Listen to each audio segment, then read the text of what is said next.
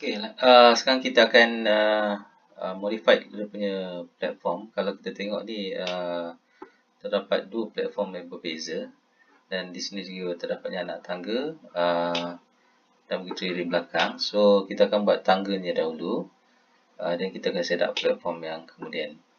Okey, untuk setiap ketinggian tangga ni kita akan buat dalam 150 mm. Kita masuk 150, and then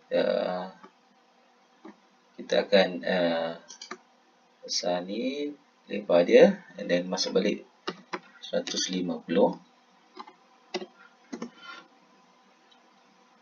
and then tekan shift untuk dapatkan the control line tu, and then masukkan lagi 150,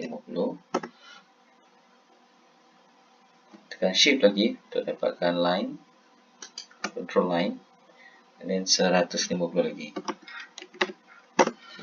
Okey, inilah ketinggian tangga kita. So kita akan modify the platform yang sedia ada ni sama dengan ketinggian tangga, and then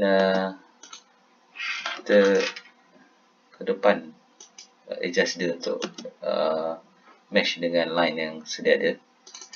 So langkah seterusnya untuk buat tangga ni, okey, kalau kita tengok ni, tangga ni berada di luar group, jadi dia agak susah untuk mendapatkan shape yang cepat. Kita kena masuk dalam group lah. Kita boleh edit, cut, and then double click dalam group, and then kita paste in place. So bila kita set dia, kita akan dapat shape. Okey, seterusnya kita pergi ke tools dan klik pada follow me, and then kita akan drag dia sekeliling box kita.